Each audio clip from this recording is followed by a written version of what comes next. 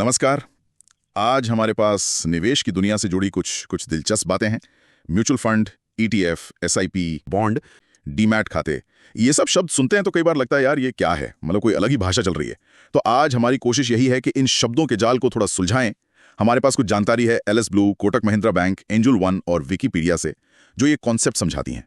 तो चलिए देखते हैं कि इन स्रोतों में क्या खास बातें हैं। बिल्कुल, आज का मकसद एकदम साफ है।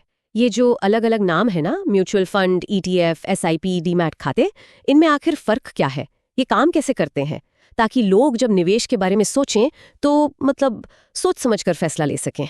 अच्छा, तो फिर शुरू करते हैं म्यूचुअल फंड्स यानी एमएफ और एक्सचेंज ट्रेडेड फंड्स यानी ईटीएफ से।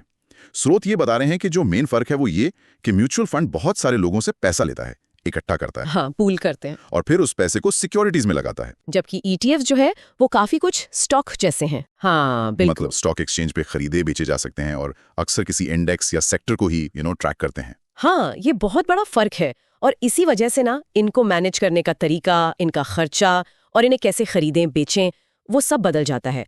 जैसे म्यूचुअल फंड्स में अक्सर एक्टिव मैनेजमेंट होता है, मतलब कोई फंड मैनेजर है जो लगातार फैसले ले रहा है कि क्या खरीदें क्या बेचें, तो उसमें खर्चा थोड़ा ज्यादा हो सकता है। जबकि ज्यादातर ईटीएफ जो है वो पैसिव होते हैं, वो बस किसी इंडेक्स को कॉपी करते हैं। अच्छा, तो उनका खर्चा कम रहता है। और एक और बात, ईटीएफ को आप बाजार के समय में, मतलब ट्रेडिंग आवर्स में कभी भी खरीद बेच सकते हैं। हाँ, रियल टाइम में। बिल्कुल। जबकि म्यूचुअल फंड की जो कीमत है एनएवी, वो दिन के आखिर में तय होती है, उसी पर खरीद बिक्री होती है। एक स्रोत ये भी कह रहा था कि शायद ईटीएफ थोड़े ज्यादा सेफ लगते हैं कुछ लोगों को, क्योंकि वो सिर्फ इंडेक्स को फॉलो कर रहे हैं, मतलब मैनेजर के फैसलों पर उतना निर्भर नहीं है। ये तो दिलचस्प बात है। अच्छा, अब आते हैं एसआईपी पर। कोटक बैंक वाला सोर्स कहता है सिस्टमैटिक इन्वेस्टमेंट प्लान, मतलब एक तरीका जिससे आप नियमित रूप से हर महीने या हर हफ्ते किश्तों में पैसा लगाते हैं म्यूचुअल फंड वगैरह में, जैसे 100 रुपए या 500 रुपए महीने का। ये तो काफी अच्छा लगता है सुनने में, खासकर उन लोगों के लिए जो एक साथ बड़ी रकम नहीं डाल सकते। बिल्कुल। एसआईपी का जो सबसे बड़ा फायदा गिनाया जाता है ना, वो है अनुशासन और कंपाउंडिंग। एक तो डिसिप्लिन बन जाता है कि भाई हर महीने पैसा डालना है, और दूसरा नियमित निवेश से मार्केट के उतार चढ़ाव का असर एवरेज आउट हो जाता है। अच्छा, वो रूपी कॉस्ट एवरेजिंग। हाँ वही, मतलब जब मार्केट नीचे है तो आपको ज्यादा यूनिट्स मिल गई, ऊपर है तो कम, लंबे समय में इसका फायदा मिलता है। हाँ, पर यह ध्यान रखना जरूरी है कि एसआईपी कोई जादू की छड़ी नहीं है, इसे लंबे समय के लिए देखना चाहिए। और इसमें भी वैरायटी है, जैसे फ्लेक्सिबल एसआईपी है जहां आप चाहें तो अमाउंट बदल सकते हैं, या टॉप अप एसआईपी जिसमें आप धीरे धीरे निवेश बढ़ा सकते हैं। समझ गया। और ये सब निवेश रखने के लिए उसके लिए होता है डीमैट खाता, है ना? एंजल वन का सोर्स उसे एक डिजिटल लॉकर जैसा बता रहा है। हाँ बिल्कुल, जहां आपकी share, bond, ETF, mutual fund units भी सब इलेक्ट्रॉनिक रूप में रखे जाते हैं। वो कागज वाले सर्टिफिकेट का झंझट खत्म। सही कहा। डीमैट खाता बस इन सबको एक जगह रखने के लिए है, जैसे एक डिजिटल अलमारी।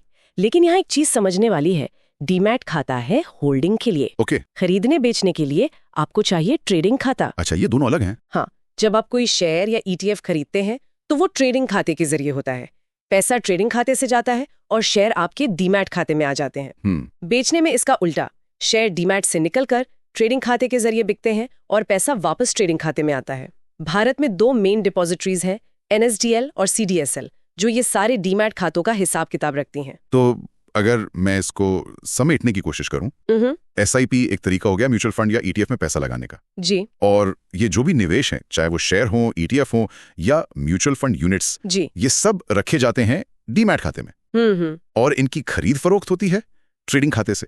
वाह, अब जाके ये पूरी पहेली सुलझी है। हाँ, तो हमने यही देखा, म्यूचुअल फंड और ईटीएफ हो गए निवेश के साधन, इंस्ट्रूमेंट्स, एसआईपी हो गया निवेश करने का एक तरीका, एक स्ट्रैटेजी, और डीमैट खाता हो गया इन सभी निवेशों को डिजिटल रूप में रखने की जगह। ये सरकारी बॉन्ड या जिन्हें सॉवरेन बॉन्ड भी कहते हैं, ये एक तरह का वादा है सरकार का। वादा? किस तरह का वादा? सरकार कहती है, देखिए हमें अपने खर्च चलाने के लिए पैसा चाहिए, आप हमें उधार दीजिए। अच्छा। और बदले में हम आपको नियमित रूप से ब्याज देंगे, और जब तय समय पूरा हो जाएगा तो आपका जो मूल पैसा है वो भी लौटा देंगे।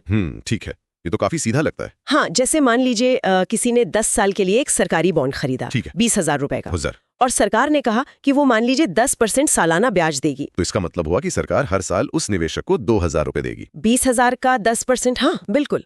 और फिर जब 10 साल पूरे हो जाएंगे तो वो मूल 20,000 रुपए भी वापस। अच्छा। आज का वीडियो देखने के लिए आपका बहुत बहुत धन्यवाद। अगर आपको यह वीडियो पसंद आई तो कृपया इसे लाइक, शेयर और हमारे चैनल को सब्सक्राइब करना ना भूलें। प्लीज नीचे कमेंट करें।